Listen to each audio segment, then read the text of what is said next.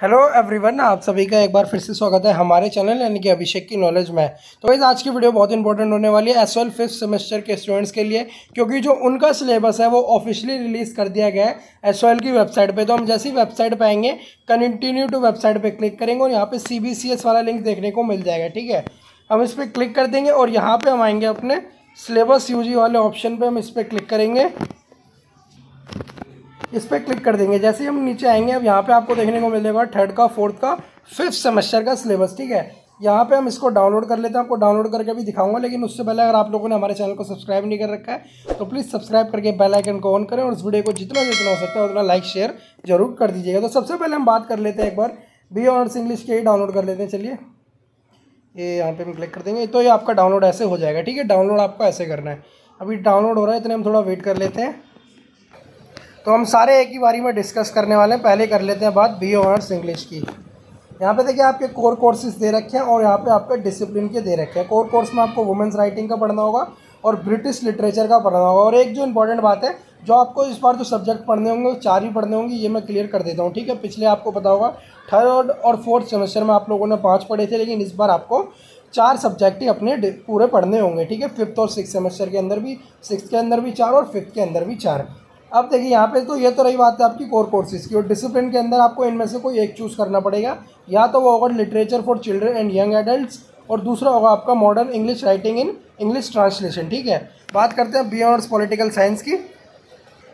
तो BA honours political science वालों के लिए भी वही होने वाला है। देखिए कोर कोर्सेज में, ये मैंने आपको पहले भी बता रखा था, वीडियो मैंने कंप्लीट बनाई थी जब, क्लासिकल पॉलिटिकल फिलोसफी और इंडियन पॉलिटिकल थॉट 1 और जो थॉट 2 है वो आप पढ़ेंगे अपने सिक्स सेमेस्टर के अंदर। ठीक है, अभी आपको थॉट 1 पढ़ना होगा। डिसिप्लिन में अगर बात करें तो यहाँ पे आपको कोई एक चूज़ करना पड़ेगा, जो होंगे आपके ह्यूमन राइट्स इन कंपैरेटिव पर्सपेक्टिव या फिर development process in social movements in contemporary India. ठीक है, इनमें से कोई आपको एक चूज़ करना होगा। और GE का सब्जेक्ट जितना मेरे को लगता है आपको एसवाल खुद ब खुद ही पकड़ा देगा कोई ना कोई एक सब्जेक्ट। ठीक है, अब हम बात कर लेते हैं यहाँ पे आपकी BCom ऑनर्स की। ठीक है, पहले ऑनर्स को डिस्कस कर लेते हैं। तो BCom ऑनर्स में अगर हम बात करें, कोर कोर्सेज जो होंगे वो रहेंगे आपके प्रिंसिपल ऑफ मार्केटिंग और जो दूसरा रहेगा वो होगा आपका फाइनेंशियल मैनेजमेंट का। ठीक है, DSC की बात करें तो यहाँ पे देखिए आपको DSC 1 या फिर DSC 2 दे रखे हैं। अब DSC 1 में आपको पढ़ना होगा मैनेजमेंट अकाउंटिंग या फिर ऑर्गेनाइजेशन बिहेवियर, और DSC 2 के अंदर अगर हम बात करें तो आपको वहीं पढ़ना होगा एडवर्टाइजिंग एंड पर्सनल सेलिंग और या फिर बिजनेस एस्थेटिक्स। ठीक है, इस बात का आप लोगों को ध्यान रखना है और GE का मैंने आपको बता ही दिया। अब हम डिस्कस कर लेते हैं एक बार यहाँ पे कौन कौन से बचते हैं। हमारे BA प्रोग्राम बचता है और BCom प्रोग्राम बचता है। ठीक है, तो हम बात कर लेते हैं एक बार अब BCom प्रोग्राम की। तो BCom प्रोग्राम का भी हमने ओपन कर लिया है। देखिए यहाँ पे आपको GE का सब्जेक्ट देखने को मिलेगा, क्योंकि इनका जो सब्जेक्ट है वो लगभग तय हो चुका है, इनको यही पढ़ना है। ठीक है, तो इनमें कोई यहाँ पे डिस्कस करने वाली बात ही नहीं है। जो आपके सब मेन सब्जेक्ट रहेंगे वो तो रहेंगे आपके, देखिए इनमें से कोई एक लेना होगा, इनमें से कोई एक लेना होगा।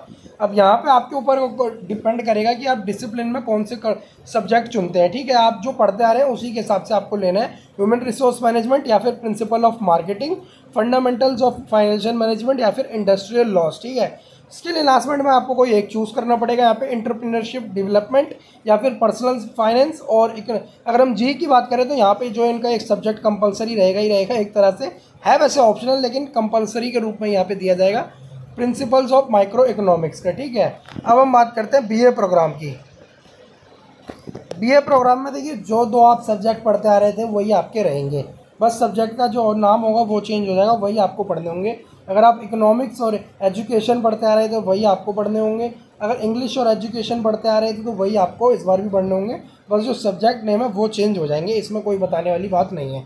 स्किल एनहांसमेंट में आपको कोई एक सब्जेक्ट चूज़ करना पड़ेगा, economics, education, history, political science या फिर संस्कृत में से। ठीक है, अब GE में भी आपको सेम वही रहेगा, कोई एक सब्जेक्ट यहाँ पे चूज़ करना पड़ेगा, और कॉमर्स के नीचे भी इन्होंने एनीवन दे रखा है। ठीक है, अब यहाँ पे आप लोगों के ऊपर डिपेंड करता है आप क्या क्या चुनते हैं। देखिए अगर हम बात करें, आप GE में अगर इकोनॉमिक्स लेंगे तो आपको पढ़ना होगा principle of micro economics, English लेते हैं तो best sellers and genre fiction, Hindi में आपका ये अनुवाद हो गया। ठीक है, हिस्ट्री में gender in modern world, political science में अंडरस्टैंडिंग गांधी, संस्कृत में आपका आ गया। ठीक है, अब हम ऊपर की ओर चलते हैं, बात करते हैं DSC में। इकोनॉमिक्स में आपको पढ़ना होगा economics development and political in India, और एजुकेशन की बात करें तो education and plural society, English में आपको पढ़ना होगा डिटेक्टिव लिटरेचर, और हिंदी में आपको पढ़ना होगा हिंदी भाषा का।